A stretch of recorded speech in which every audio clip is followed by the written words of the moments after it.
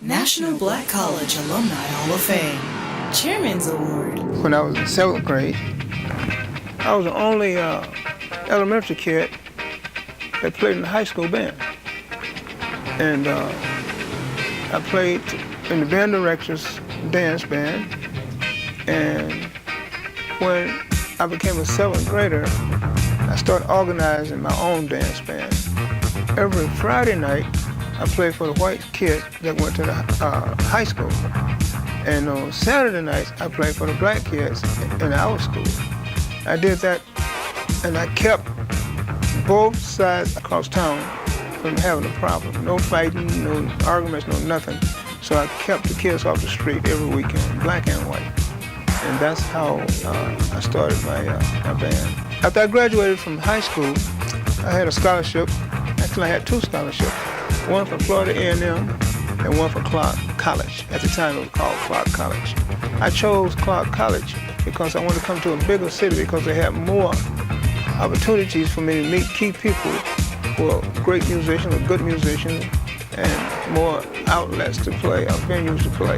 And that's why I chose to come to Atlanta. And one of the first guys I met was Jimi Hendrix. Neither one of us had a name at the time.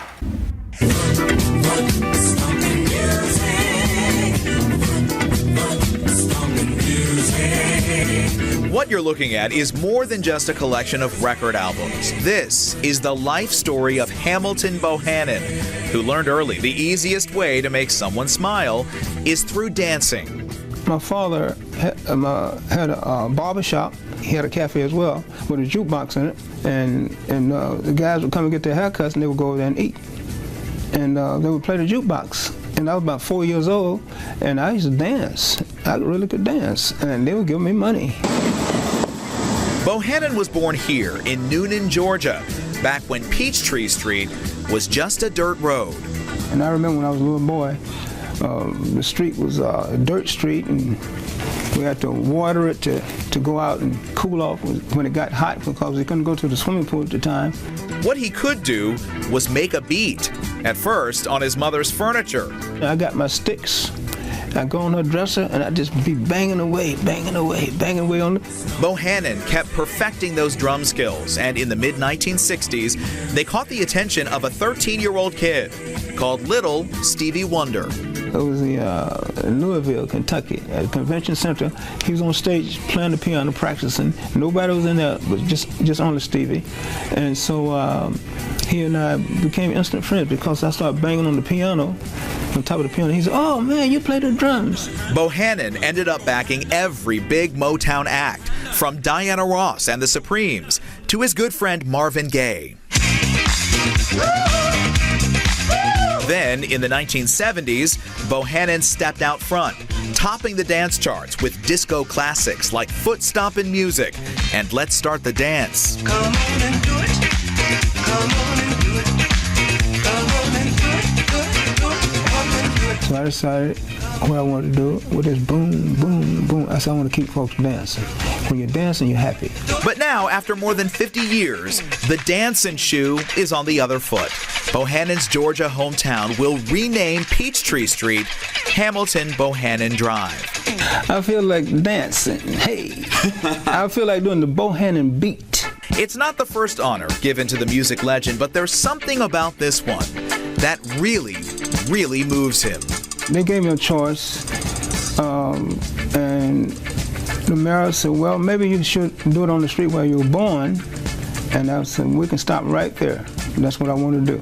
I wanted to have it right there where I was born, and I want folks to see how it was then, and I want to continue to help the street develop. When you first found out about this honor, you thought about your parents, right? I thought about mother and daddy. Yeah. And my father, and I'm not ashamed to say, he could not read and write. I've never seen a man build an empire like he's done. Wow. I mean, for all people. He had a barbershop. If the kids didn't have a father, they didn't have to pay for no. He did all that stuff free. Wow. All of it.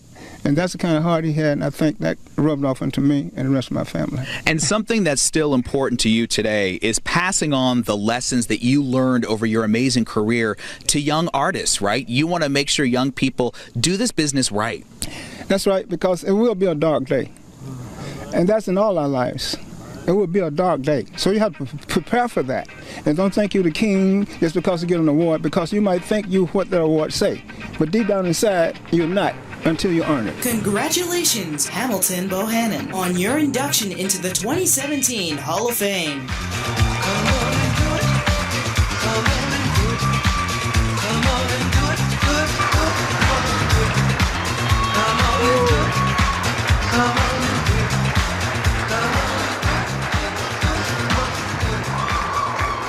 on. Well, what can I say?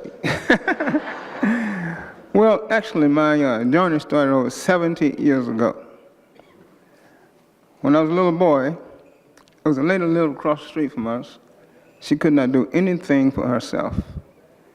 At 5 years old, I would go over, I would feed her, I would light her candle in the morning, I would assist her in bed. I could hardly do that, but I did.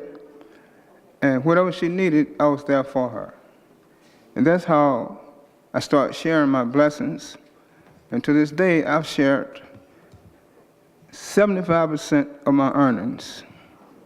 And had I not done that, I would be rich like Tommy Dutch. So that's how I started. And when I first started school, I had to go to school a half a day. From 8 o'clock in the morning to 12:15 p.m.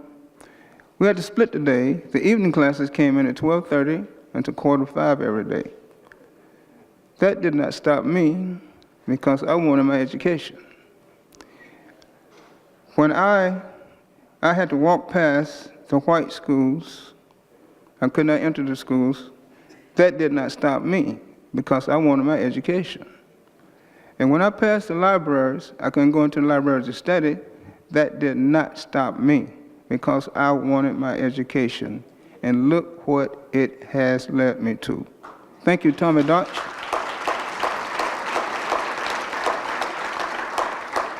And because of Tommy Dutch, he brought me from behind the bush because I've been away so long.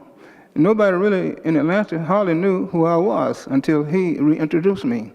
And that I'm grateful for. Thank you. There's one more thing I want to say that Tommy didn't realize what he's done. I have the city councilman, George Alexander, from my hometown, Noonan, Georgia.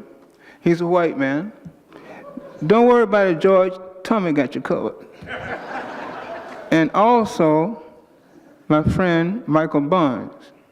These are two city council gentlemen, one from Noonan and one from Atlanta.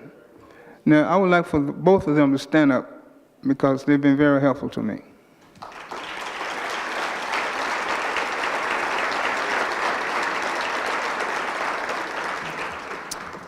Tommy, is it possible for me to get those two to come up here and you? We want to take a picture together because these guys have never met each other before in Noonan, Georgia, and Atlanta have never come together like this before. Can you please come up in a hurry? We'll do it right after this. Oh, we'll do it after this. Well, basically, that's it. Thank you.